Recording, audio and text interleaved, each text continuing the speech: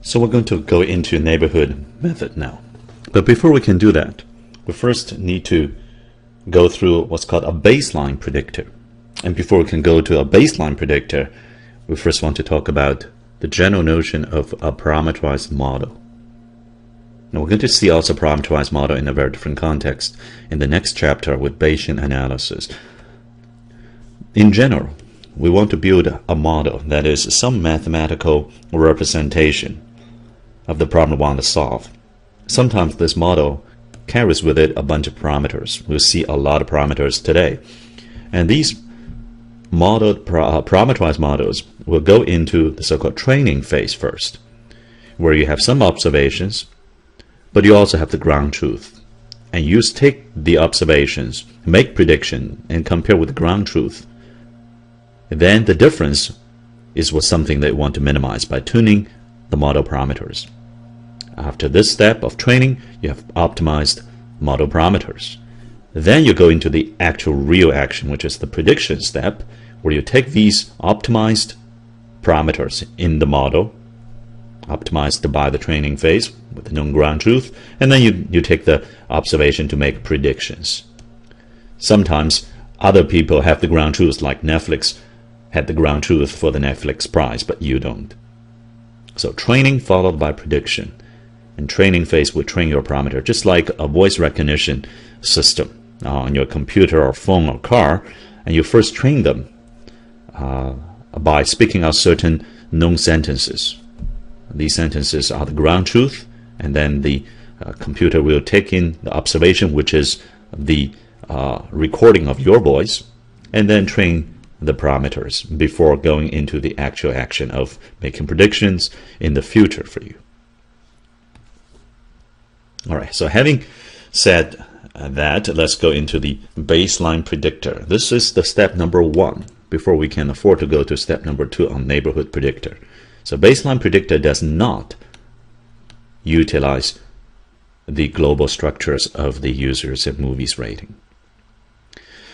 We're going to start the baseline with the baseline of the baseline. That's the laziest predictor you can think of, the average predictor. Let's call that R bar. R bar is simply the summation of all the RUIs across all the UI pairs where there is a rating, and then divided by the total number of such ratings.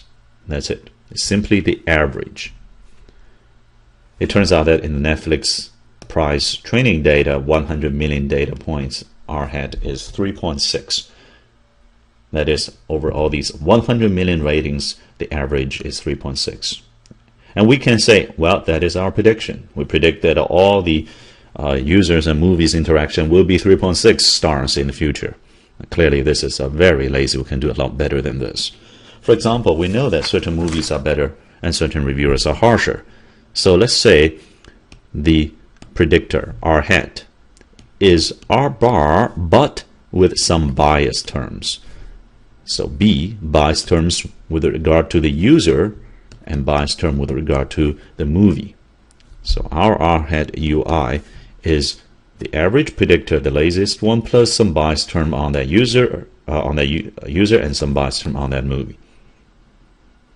And now we can look at the root mean squared error. We can also take the square root of this root. So we'll just look at the mean square error, because that doesn't change our answer of the optimal parameters.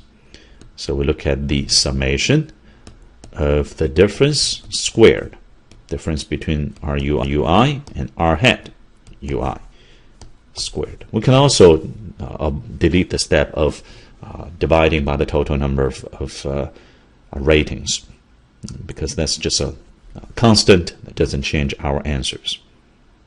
So this is our objective function for the minimization. Minimize over the set of BUs and BIs the summation of the square of the differences between the ground truth RUI, which you have in the training phase, and the prediction R hat UI, where R hat UI assumes this formula. Okay, so this is the function involving some squares of the BU and BI terms. R hat is not your variable because it is just the average, say 3.6 for Netflix, and the BU, BI are your variables. That's an optimization problem. You've got an objective function, which is a square, therefore not a linear programming anymore, but we'll see this is a nice nonlinear programming. And there's no constraints. Okay? The variables are the BU, BIs, and the given constants are the known truth RUIs, and this simple scalar R bar that describes the baseline predictor training optimization. So let's take a look at a particular example of this. Maybe get rid of the R because we are effectively taking the square root of the error, the mean square error minimization, or the total squared error, since we're not dividing by the number of ratings either. Let's say we have just 2 movies, A, B, and we just have one user, 1. So this is a ridiculously small example.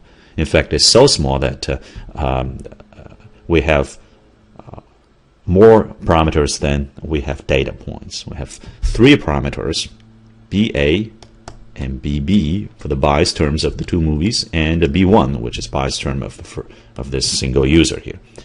We have 3 parameters, and we have 2 known ratings from the ground truth, R1A and R1B. And what is our minimization problem? It is looking at the square of the difference between the prediction and the ground truth. Since we're taking the square, it doesn't matter which way we write out the difference. Let's say we write out R hat minus R. That is B1 plus BA plus R bar.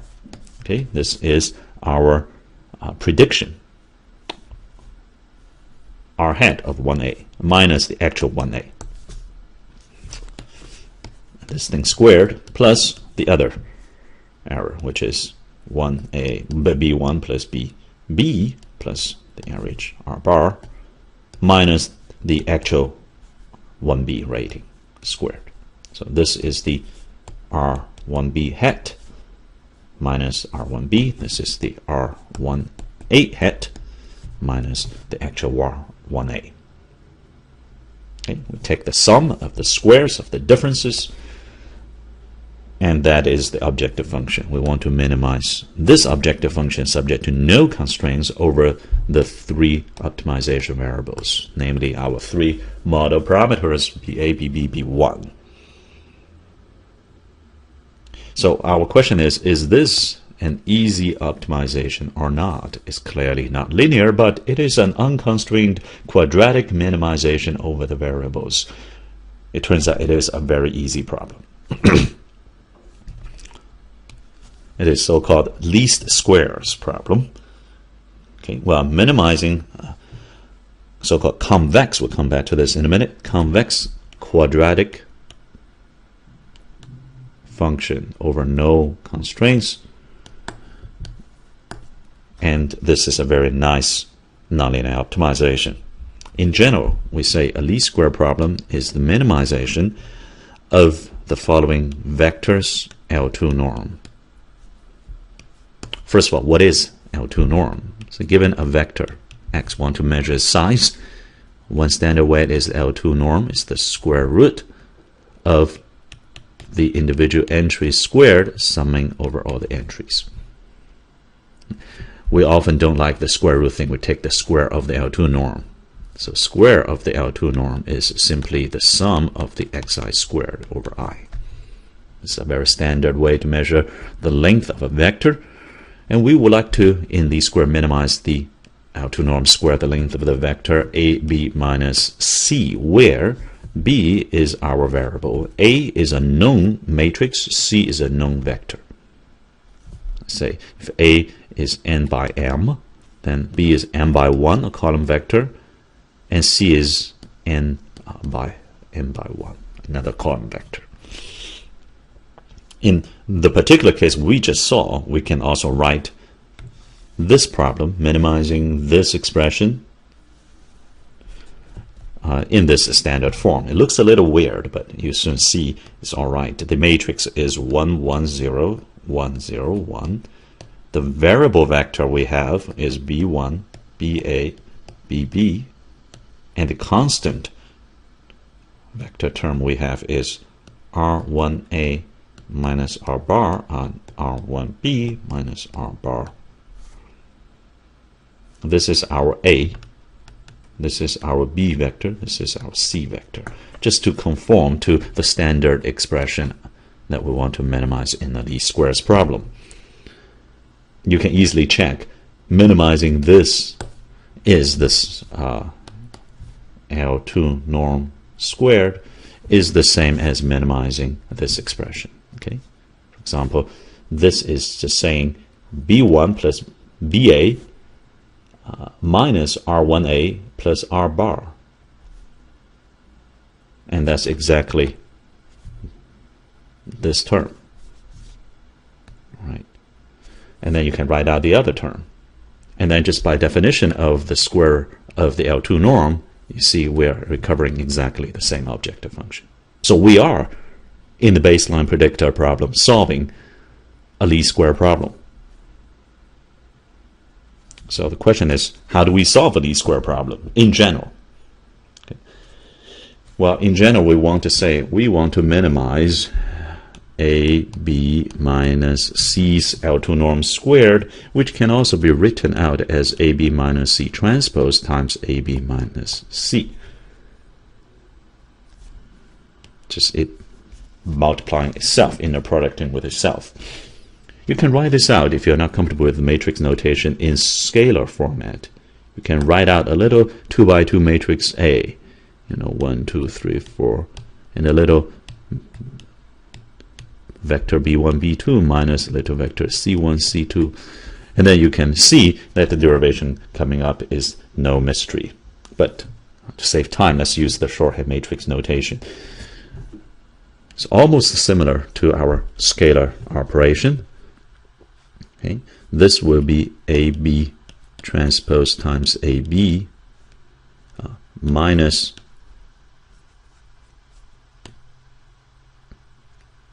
AB transpose C minus another AB transpose C and plus C transpose C. And this can in turn be written simply as by transpose rule B transpose AB minus 2 times B transpose A transpose C plus C transpose C. Okay. Now we say if we want to minimize this expression over the variable which is B for given A matrix and C vector, you can just take derivative of this with respect to B. Okay. Just like taking derivative with respect to, say, x of a quadratic scalar function, let's say, x squared plus 2x minus 3. We take the derivative, we get 2x plus 2. Right here we can take derivative with respect to B, and we get the following: 2, because there are two b's here, times A transpose A times B minus 2, because of this 2, take derivative with respect to B, we get A transpose C. All right, now we set it to be 0, set this to be 0. Now, why is setting the derivative to be 0 going to give us the right answer? We'll come back to that in a minute. It sounds intuitive, but we will soon see that there's some convexity argument behind that. But right now, they just say set it to 0. And that means A transpose A times B equals A transpose C. This is the solution to our least square problem. If you want to solve this problem by picking the right B, well, the right B is the answer to this equation. What kind of equation is it for B? It is a linear equation. A transpose A is just another matrix times B equals another vector, which is A transpose C. So as long as we can solve this linear system of equation, we get the right answer, B star, that solves the least square problem. This is a general theme that minimizing a convex quadratic function boils down to solving linear equation, because you take derivative once, you get quadratic back down to linear equation. So everything that we're talking about eventually now boils down to a simple least square solution. So let's take a look at this one more time.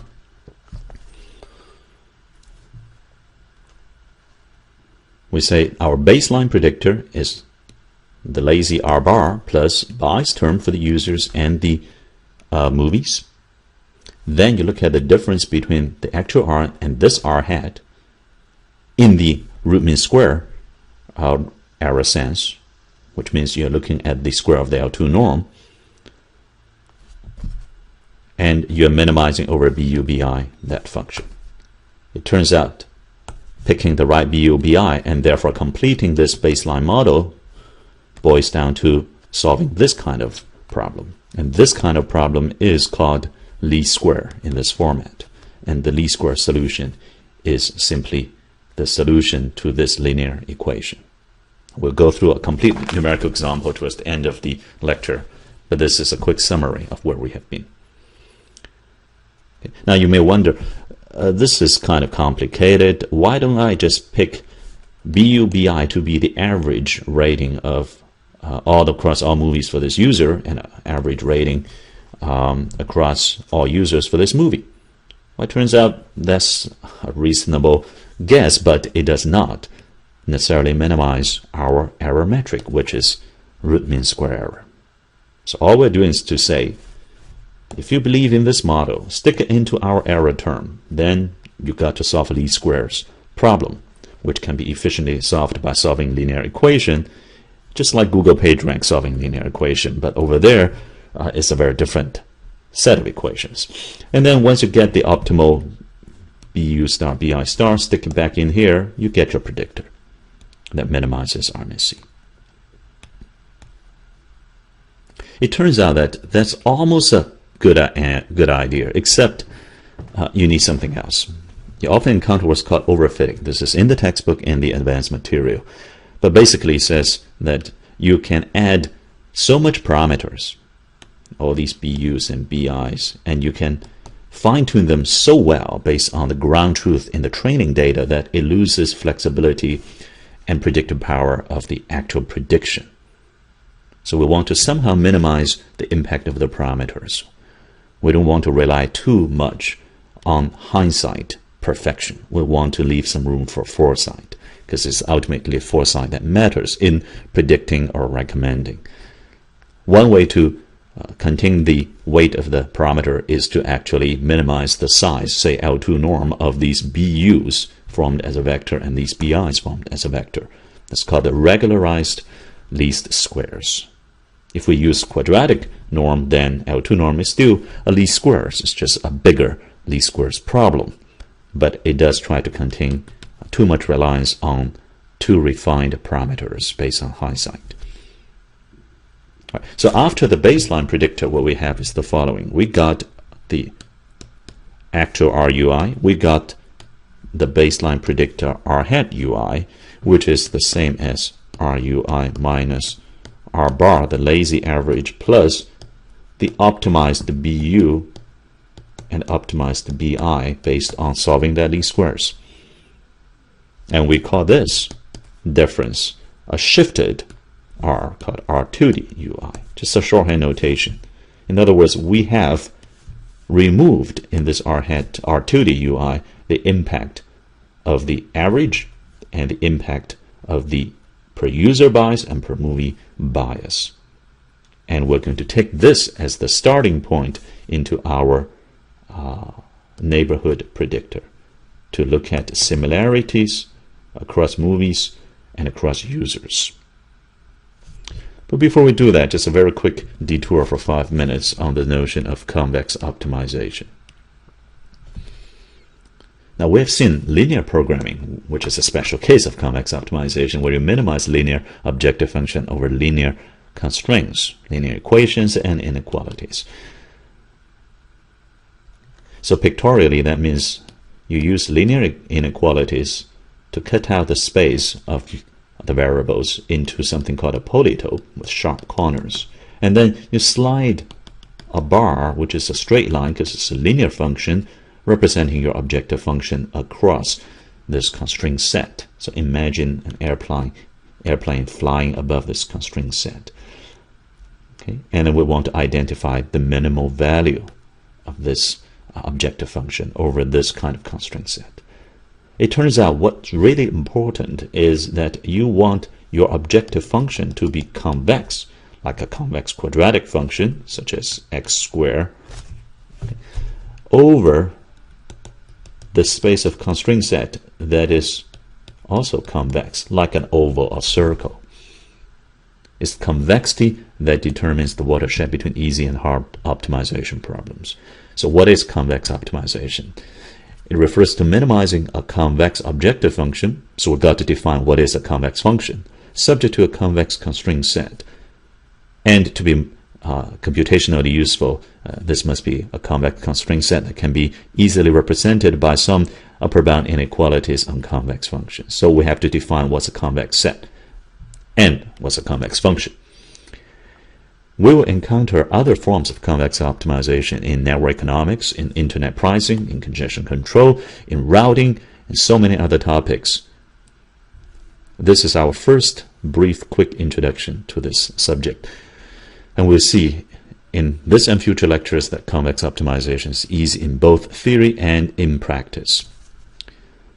But we just want to take 3 more minutes to introduce the basic notation before we bring them back just in time for the future applications in later lectures. So what's a convex set? What's a convex function? We can actually go into a whole course on nothing but convex analysis. And there are such courses in math department. But for today's purpose, we just need to specify with some pictures. A convex set is basically a set where you can pick any 2 elements in the set and draw a line segment in between. And the entire line segment also lies in the set. Then we call this a convex set.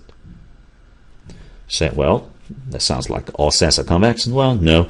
Some sets, for example, like this set, you can pick 2 points in the set, but part of their line segment, this part, does not lie inside the set. And this is a kidney-shaped thing that is a non-convex set. So generally speaking, we say a set is convex if we pick any 2 points A and B, then in this set, okay, C, pick C, then the entire line segment between A and B, which can be represented as theta A plus 1 minus theta times B, for some theta between 0 and 1, for example, when theta is half, then it is the midpoint between A and B, also lies in C. For all such theta, that's the key word, not for some theta, but for all theta. This is the representation mathematically of the line segment between point A and B.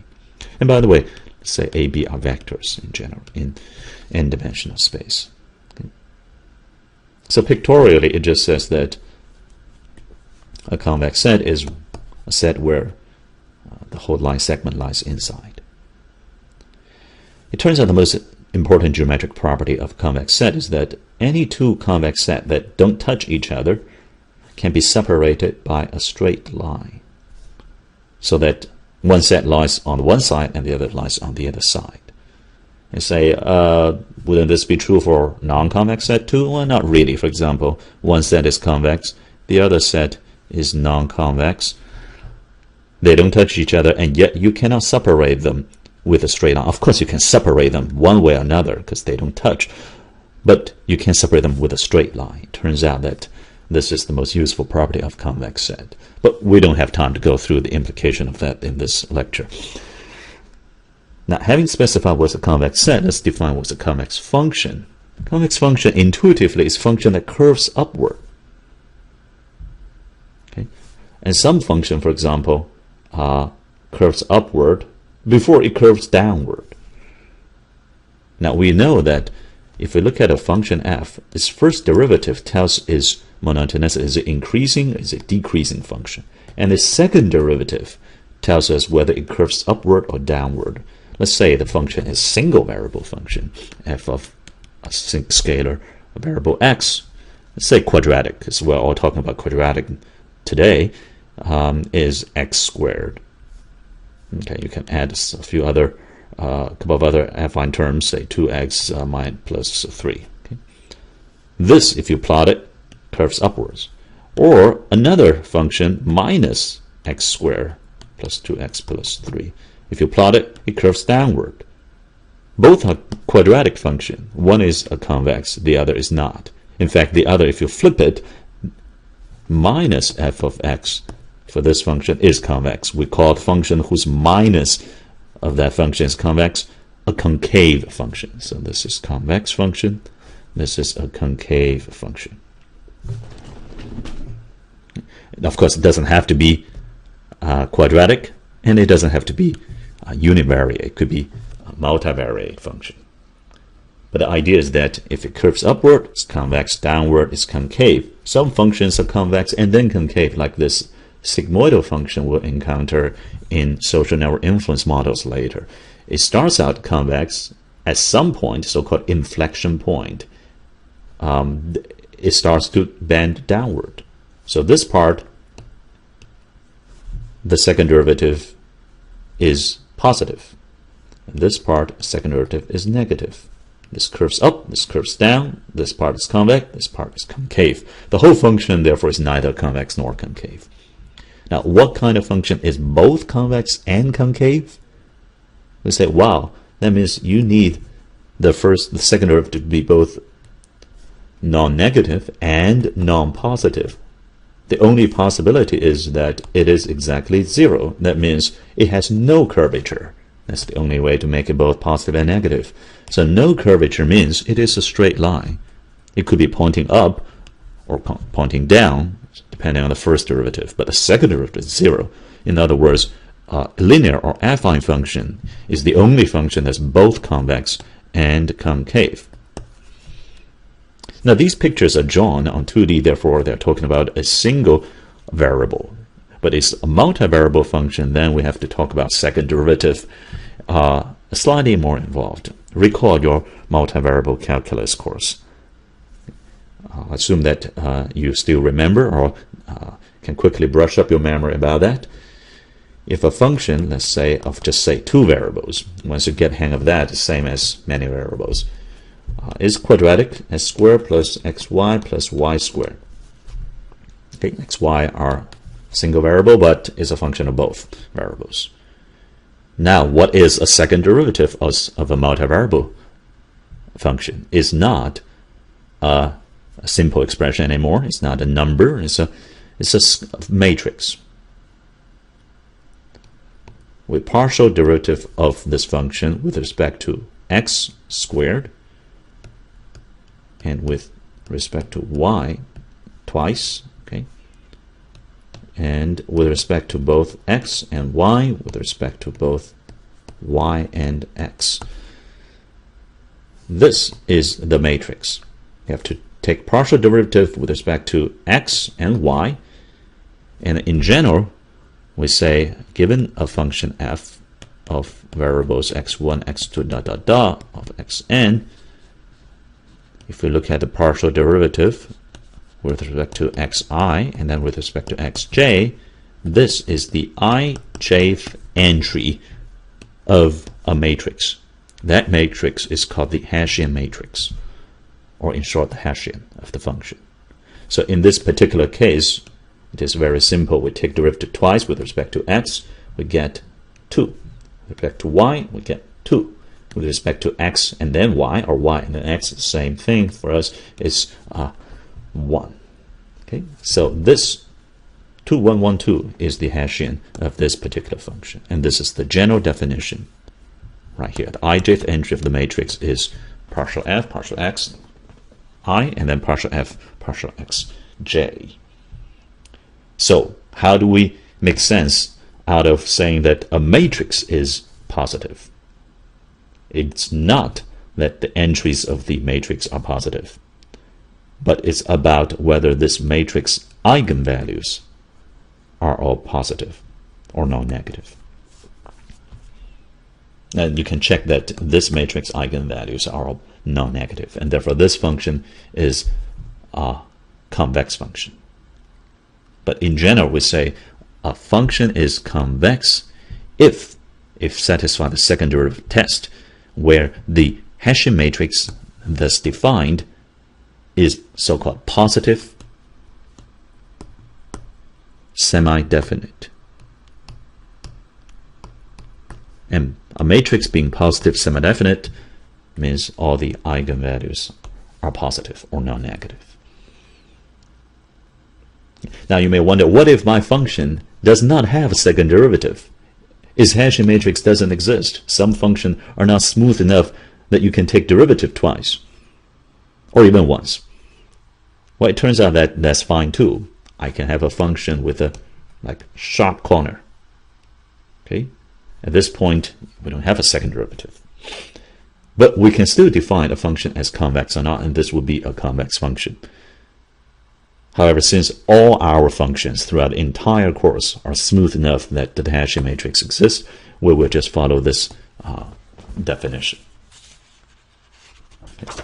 So minimizing a convex function, which we know how to detect now, subject to a convex set, is a convex optimization, and least square is a special case because least square minimizes a convex quadratic function subject to no constraints. So finally, we're done with the baseline predictor, and now we can move on to the proper subject of today's lecture, defined neighborhoods